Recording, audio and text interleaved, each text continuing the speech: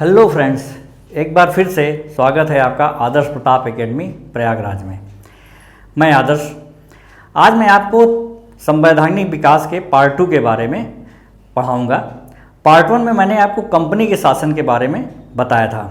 मैंने आपको बताया था कि अंग्रेज़ों के पूरे शासन का लगभग जो 200 वर्ष है उसको हम 2 भागों में बांट सकते हैं, कंपनी का शासन और क्राउन का शासन या विधि का शासन।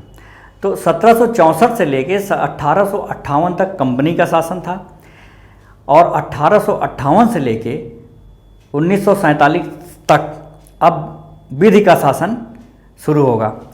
मैंने आपको बताया था कि कंपनी के शासन के दौरान जो भी एक्ट इंग्लैंड की संसद के द्वारा बनाए जाते थे वो कंपनी के लिए बनाए जाते थे और कंपनी हमारे ऊपर शासन करती थी, ठीक है। लेकिन 1857 के स्वतंत्रता संग्राम के बाद ब्रिटेन की सरकार को ये महसूस होने लगा कि कुछ बदलाव होना चाहिए। तो इसके लिए अब उन्होंने क्या किया कि कंपनी से शासन का अधिकार सीधे अपने हाथ में ले लिया। माने अब सीधा इंग्लैंड की सरकार शासन करेगी। कैसे करेगी? इंग्लैंड की संसद के माध्यम से। माने अब क्या देखिए, इसको हम विधि का शासन इसलिए बोलते हैं क्योंकि चूंकि इंग्लैंड की संसद के माध्यम से हमारे ऊपर शासन होगा और संसद में कौन लोग हैं? चुने हुए सांसद हैं। तो जब चुने हुए सांसद हैं इसका मतलब वहाँ लोकतांत्रिक सरकार है। तो जब लोकतांत्रिक सरकार के माध्यम से हमारे ऊपर शासन होगा तो वो कौन सा शासन कहलाएगा? वो कहलाएगा लोकतंत्र की शुरुआत, ठीक है, या उसी को हम कहेंगे विधि का शासन। तो 1858 में विधि के शासन की शुरुआत हुई या लोकतंत्र की शुरुआत हुई। क्राउन का शासन भी कहते हैं। क्राउन का शासन इसलिए कहते हैं क्योंकि उस समय ब्रिटेन में जो मुखिया होता था वहाँ का जो महाराजा या महारानी होती थी, इसलिए इसको क्राउन का शासन भी बोलते हैं, ठीक है। वहाँ पे क्या था? संवैधानिक राजतंत्र था। तो वहाँ पे जो मुखिया था या मुखिया होते थे वो महारानी या महाराज होते थे, ठीक है, इसलिए क्राउन का शासन भी बोलते हैं। अब 1800 जब विधि के शासन की शुरुआत हुई तो जो पहला जो अधिनियम आया वो कब आया? 1858 का भारत शासन अधिनियम। आइए देखते हैं इसमें क्या था। इसमें पहली बात तो जैसा कि हमने बताया है कि इंग्लैंड की संसद के माध्यम से शासन की शुरुआत हुई। 1 नवंबर 1858 को यही मिंटो पार्क में, जो कि इलाहाबाद में यमुना नदी के किनारे मिंटो पार्क है, वहाँ पे आज भी वो जगह है। वहाँ पे लॉर्ड कैनिंग के द्वारा एक घोषणा पत्र पढ़ा गया। उस घोषणा पत्र, महारानी का घोषणा पत्र था। क्या था वो खास बात? उसमें क्या थी खास बात? एक तो क्राउन का शासन स्थापित किया जाता है, ठीक है। पहली बात थी कि उस घोषणा पत्र की पहली बात थी कि क्राउन का शासन स्थापित किया जाता है। माने अब कंपनी का शासन खत्म होता है और सीधे क्राउन का शासन होगा। माने ब्रिटेन की सरकार अब शासन करेगी, ठीक है। दूसरी बात थी कि जो देशी रियासतें हैं भारत में उनके साथ हमारा बराबरी का रिश्ता होगा। अभी तक क्या था कि अभी तक अधीनस्थ समझा जाता था, हमारे नीचे समझा जाता था, ठीक है, हमारे अंडर में समझा जाता था। लेकिन अब क्या होगा कि अब देशी रियासतों के साथ बराबरी का अधिकार होगा और गोद लेने का अधिकार, जो कि एक बहुत प्रमुख कारण भी था। जो गोद लेने का अधिकार नहीं था दत्तक पुत्र का, उसको भी अधिकार दिया जाएगा, ठीक है। दूसरी खास बात ये थी, ये भी बहुत महत्वपूर्ण है, इसको ध्यान रखिए, अक्सर ये परीक्षाओं में पूछा भी जाता है। जैसा कि आप जानते हैं 1833 ईस्वी के एक्ट में बंगाल का गवर्नर जनरल भारत का गवर्नर जनरल कहा जाने लगा और लॉर्ड विलियम बेंटिक बंगाल का अंतिम और भारत का प्रथम गवर्नर जनरल था, ठीक है। उसी तरह यहाँ पे अब क्या हुआ कि जो भारत का गवर्नर जनरल था अब वो वायसराय कहा जाएगा। वायसराय माने एक तरह से होता है कि महारानी का प्रतिनिधि, ठीक है। तो अब भारत का जो गवर्नर जनरल था अब वायसराय कहा जाने लगेगा। इसलिए जो लॉर्ड कैनिंग है वो क्या हो गया? वो भारत के अंतिम और भारत के प्रथम वायसराय हो गए, ठीक है। ये अक्सर पूछा जाता है, भारत के अंतिम गवर्नर जनरल और भारत के प्रथम वायसराय कौन थे? Lord Canning. ठीक है, इसके साथ ही जैसा कि आप जानते हैं कि 1773 के रेगुलेटिंग एक्ट और उसका 1784 के पिट्स इंडिया एक्ट में बोर्ड ऑफ कंट्रोल और कोर्ट ऑफ डायरेक्टर्स का जो गठन हुआ था वो दोनों को समाप्त कर दिया जाता है और उसके स्थान पे एक भारत सचिव, इंग्लैंड में भारत सचिव की नियुक्ति होती है। वो भारत सचिव भारत के सभी मामलों के लिए संसद के प्रति उत्तरदायी था। ठीक है, माने भारत संबंधी सभी मामले जो है उसी के अंतर्गत आते थे, वही संसद को जवाब, इंग्लैंड की संसद को वही जवाब देगा। ठीक है, तो भारत के शासन के लिए भारत सचिव अब पूरी तरह से जिम्मेदार हो गया। एक पद बना दिया गया भारत सचिव का, वही भारत संबंधी सभी मामलों को देखेगा। ठीक है, आइए अगला अधिनियम देखते हैं, 1861 का भारत परिषद अधिनियम। ठीक है, इसकी खास बातें क्या थी? एक तो इसमें विभागीय प्रणाली या पोर्टफोलियो का गठन हुआ। मतलब विभागीय प्रणाली या पोर्टफोलियो का गठन से मतलब कि मंत्रिमंडलात्मक शासन प्रणाली की नींव पड़ी। जैसा कि आज हम देखते हैं कि कई तरह के सरकार में कई तरह के विभाग होते हैं, उसके मंत्री होते हैं। ठीक है, तो वही है, विभागीय प्रणाली या पोर्टफोलियो का गठन हुआ, माने मंत्रिमंडलात्मक शासन प्रणाली की नींव पड़ी। दूसरा, वायसराय को अध्यादेश जारी करने की शक्ति प्राप्त हुई। यहाँ पे क्या हुआ कि वायसराय को अध्यादेश जारी करने की शक्ति प्राप्त हुई, माने जैसा कि अभी हम देखते हैं कि राष्ट्रपति भी अध्यादेश जारी करता है। तो जो राष्ट्रपति को अध्यादेश जारी करने का जो प्रावधान है वो कहाँ से लिया गया है? वो यहीं से लिया गया है। आपातकाल लागू करने का वो तो जर्मनी से लिया गया है, लेकिन अध्यादेश जारी करने की शक्ति जो राष्ट्रपति को प्राप्त हुई है वो यहीं से ली गई है। ठीक है, तो यहाँ पे क्या था कि वायसराय को अध्यादेश जारी करने की शक्ति मिल गई। माने अगर कोई कानून है वो नहीं कोई पास हुआ है तो उसके पहले अगर वायसराय समझता है तो अध्यादेश भी जारी कर सकता है। ठीक है, अगला प्रावधान क्या था कि कानून बनाने की प्रक्रिया में भारतीय प्रतिनिधियों को भी शामिल करने की शुरुआत हुई। जैसा कि आप जानते हैं कि कुछ विधान पार्षद होते थे जो कि कानून बनाने में वायसराय या गवर्नर जनरल की मदद करते थे। ठीक है, तो अब इस अधिनियम में क्या हुआ कि इस अधिनियम के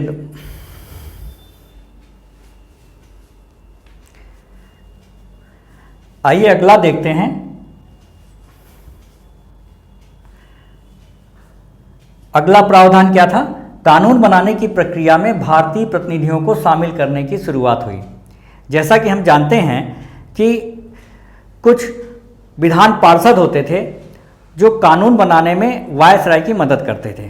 तो इस अधिनियम के माध्यम से कुछ विधान पार्षद वो भारतीयों के रूप में भी रखे जाने लगे। तो यहाँ से उस प्रक्रिया में, कानून बनाने की प्रक्रिया में भारतीय प्रतिनिधियों को रखे जाने की शुरुआत हुई विधान परिषद के विधान पार्षद के रूप में। आइए अगला अधिनियम देखते हैं, 1892 ईस्वी का भारत परिषद अधिनियम। इसके मुख्य प्रावधान क्या थे? वायसराय की परिषद में गैर सरकारी सदस्यों को प्रश्न पूछने का अधिकार प्राप्त हुआ। ठीक है, तो वायसराय की कार्यकारिणी, जैसा कि हमने आपको बताया है कि उसमें कुछ गैर सरकारी सदस्य होते थे विधान पार्षद के रूप में। ठीक है, पहले क्या था कि बहस के दौरान, चर्चा के दौरान उन्हें प्रश्न पूछने का अधिकार नहीं था। क्योंकि जो गैर सरकारी सदस्य होते थे उनमें भारतीय भी होते थे, इसलिए उन्हें अभी तक प्रश्न पूछने का अधिकार नहीं प्राप्त था। लेकिन 1892 ईस्वी के अधिनियम में उन्हें प्रश्न पूछने का अधिकार प्राप्त हुआ। ठीक है, लेकिन एक बात ध्यान देने वाली ये भी है कि पूरक प्रश्न नहीं पूछे जा सकते थे, माने पूरक प्रश्न पूछने का अधिकार नहीं प्राप्त हुआ। एक बार प्रश्न पूछेंगे, जवाब मिल गया, उसके बाद दूसरा प्रश्न उसी से संबंधित नहीं पूछ पाएंगे। ठीक है, दूसरा ये देखिए, ये जो है ये बहुत इंपॉर्टेंट है, इसको ध्यान दीजिएगा। ठीक है, दूसरा, ये उतना इम्पॉर्टेंट नहीं है लेकिन देख लीजिए, दूसरा प्रावधान था कि प्रांतीय विधानमंडलों में सदस्य अप्रत्यक्ष रूप से चुनकर आने लगे। आइए देखते हैं दूसरा, प्रांतीय विधानमंडलों में सदस्य अप्रत्यक्ष रूप से चुनकर आने लगे। इस प्रकार अप्रत्यक्ष या इनडायरेक्ट इलेक्शन की शुरुआत हुई। ठीक है, जैसा कि हमने आपको बताया है कि ये क्या है, प्रांतीय केंद्रीय विधानमंडल होता है और प्रांतीय विधानमंडल, माने जो प्रदेश का विधानमंडल होता है उसे हम क्या बोलते हैं, प्रांतीय विधानमंडल। तो प्रांतीय विधानमंडलों में जो सदस्य आते थे उस समय, वो इनडायरेक्ट इलेक्शन या अप्रत्यक्ष रूप से चुनकर आते थे। इस प्रकार अप्रत्यक्ष निर्वाचन प्रणाली की नींव पड़ी। हालांकि ये उतना इम्पॉर्टेंट नहीं है, इसे ज़्यादा ध्यान दीजिएगा।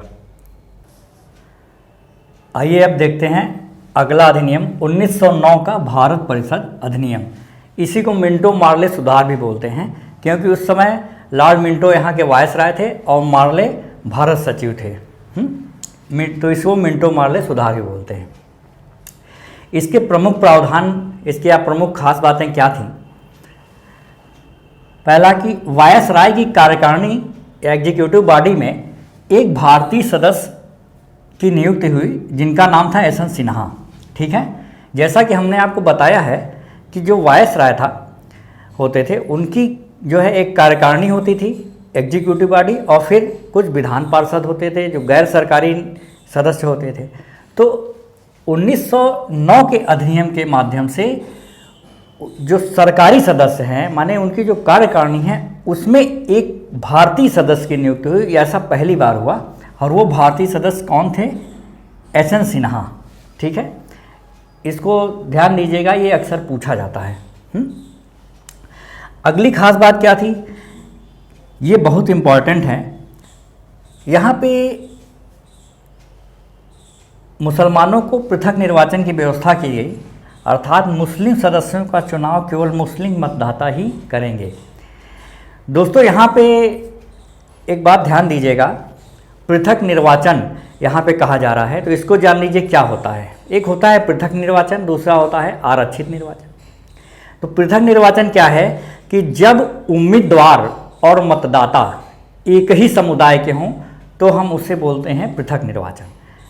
जैसे अगर मुस्लिम हैं, मान लीजिए कोई क्षेत्र विशेष में मुस्लिम उम्मीदवार खड़ा है, ठीक है, तो उसका चुनाव भी, उसके चुनाव में केवल मुस्लिम मतदाता ही वोट करें तो वो होता है पृथक निर्वाचन। ठीक है, जो कि अंग्रेजों ने लागू किया 1909 के अधिनियम के द्वारा। एक है आरक्षित निर्वाचन, जो कि आज भी चल रहा है।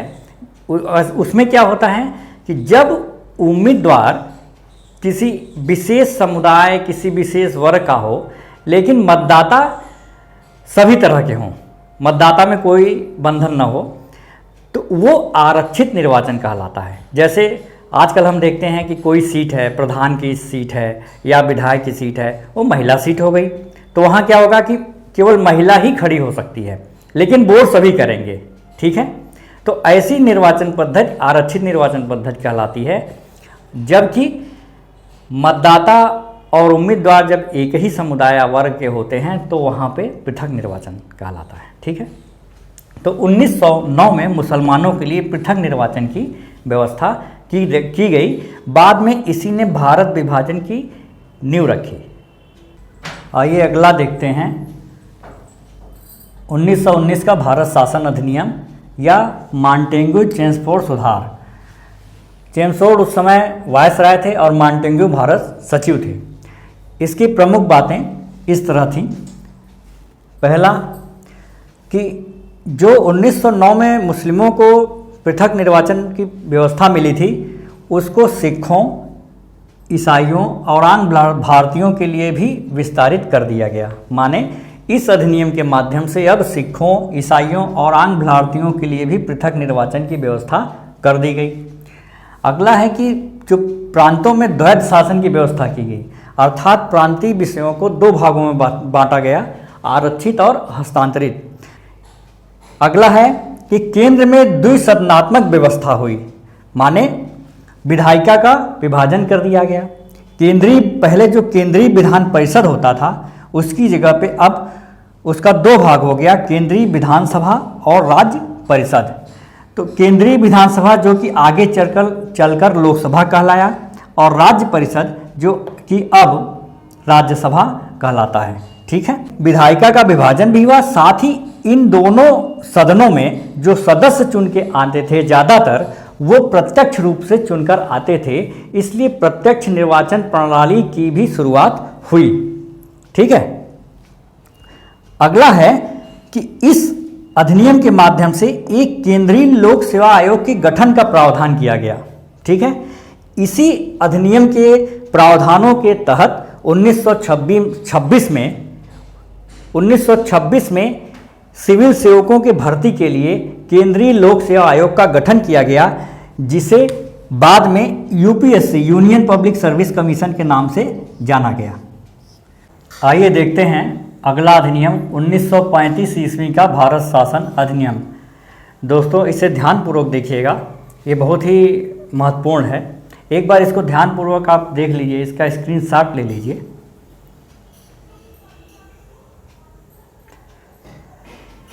आइए देखते हैं इसके क्या प्रमुख प्रावधान हैं। इसका देखिए 75% हिस्सा जो है वो हमारे भारतीय संविधान में लिया गया है। इससे आप इसके जो है महत्वपूर्ण होने का अंदाज़ा लगा सकते हैं। ठीक है, इसमें 321 अनुच्छेद थे और 10 अनुसूचियाँ थीं। इसमें संघात्मक सरकार की व्यवस्था का प्रावधान था, हालांकि वो कभी अस्तित्व में नहीं आई क्योंकि उसमें रियासतें शामिल नहीं हुई। तो इसमें संघात्मक सरकार की व्यवस्था का प्रावधान था, ये भी बहुत इम्पॉर्टेंट है, ये भी पूछता है। अगला है कि राज्यों में, ध्यान दीजिएगा, राज्यों में उत्तरदायी सरकार की स्थापना का प्रावधान किया गया। अर्थात राज्यों में क्या होते हैं या होते थे, गवर्नर होते थे। भारत में तो वायसराय होता था और राज्यों में गवर्नर होते थे। तो जो राज्यों के गवर्नर थे अब उनको ऐसे मंत्रियों की सलाह पर कार्य करना था जो कि राज्य विधान परिषदों के प्रति उत्तरदायी हों। ठीक है, 1935 के अधिनियम के आधार पे ही 1937 में आम चुनाव हुए थे। ठीक है, अच्छा, अगला है प्रांतों से द्वैध शासन की व्यवस्था समाप्त करके उसको अब केंद्र में लागू किया गया। अर्थात अब केंद्रीय विषय को दो भागों में आरक्षित और हस्तांतरित विषयों में विभाजित किया गया, जैसा कि पहले प्रांत में था। अगला है कि दलितों महिलाओं हेतु पृथक निर्वाचन का विस्तार किया गया। जो पहले मुस्लिम, सिख, ईसाई, आंग्ल भारतीयों के लिए था, अब वही पृथक निर्वाचन दलितों महिलाओं के लिए भी लागू कर दिया गया। अगला है मौलिक अधिकार और प्रस्तावना का इसमें अभाव था। इसमें मौलिक अधिकार और प्रस्तावना की व्यवस्था नहीं थी इस अधिनियम में। इस अधिनियम के द्वारा ही बर्मा को भारत से अलग कर दिया गया था। इसके अलावा राज्य में लोक सेवा आयोगों के गठन का प्रावधान भी इस अधिनियम में था। 1919 में केंद्रीय लोक सेवा आयोग का गठन का प्रावधान था, जबकि इस अधिनियम में राज्यों में लोक सेवा आयोग के गठन का प्रावधान किया गया। ठीक है, 1937 में इसी अधिनियम के प्रावधानों के तहत एक संघीय न्यायालय की व्यवस्था की गई, जो कि अब हमारा उच्चतम न्यायालय है। इसी अधिनियम के प्रावधानों के तहत आरबीआई अर्थात रिजर्व बैंक ऑफ इंडिया के स्थापना की भी व्यवस्था की गई। आइए देखते हैं अगला और अंतिम भारत स्वतंत्रता अधिनियम 1947। इसी अधिनियम के आधार पर भारत को स्वतंत्रता मिली। जैसा कि ब्रिटेन के प्रधानमंत्री एटली ने फरवरी 1947 में घोषणा की थी कि जल्द ही भारत को आज़ाद कर दिया जाएगा, उसी आधार पे 4 जुलाई 1947 को ये विधेयक पेश हुआ ब्रिटेन की संसद में और 18 जुलाई 1947 को पास हो गया। इस प्रकार ये भारत स्वतंत्रता अधिनियम 1947 लागू हुआ। इसी आधार पे भारत को स्वतंत्रता मिली। इसके प्रमुख प्रावधान थे, एक तो भारत और इसी अधिनियम के आधार पर भारत को स्वतंत्रता भी मिली और भारत का विभाजन भी हुआ। भारत और पाकिस्तान नाम के दो अधिराज्यों के बनने की घोषणा की गई। ठीक है। इसी अधिनियम के आधार पे जो अभी तक ब्रिटेन की साम्राज्य का शासन था, माने जो भारत के सम्राट शब्द प्रयोग होता था, अब वो समाप्त कर दिया गया। इस अधिनियम के प्रावधानों के तहत ब्रिटेन में जो भारत सचिव का पद था और उसकी जो परिषद थी उसे भी समाप्त कर दिया गया। और भारत की स्वतंत्रता के बाद लॉर्ड माउंटबेटन, इस अधिनियम के प्रावधानों के तहत ही लॉर्ड माउंटबेटन स्वतंत्र भारत के प्रथम गवर्नर जनरल बने। दोस्तों, इस तरह तीसरा चैप्टर भारत का संवैधानिक विकास समाप्त होता है। आशा है कि आपको पसंद आया होगा। मैं जल्द ही अगले वीडियो में आपसे फिर मुलाकात होगी। तब तक के लिए नमस्कार, धन्यवाद।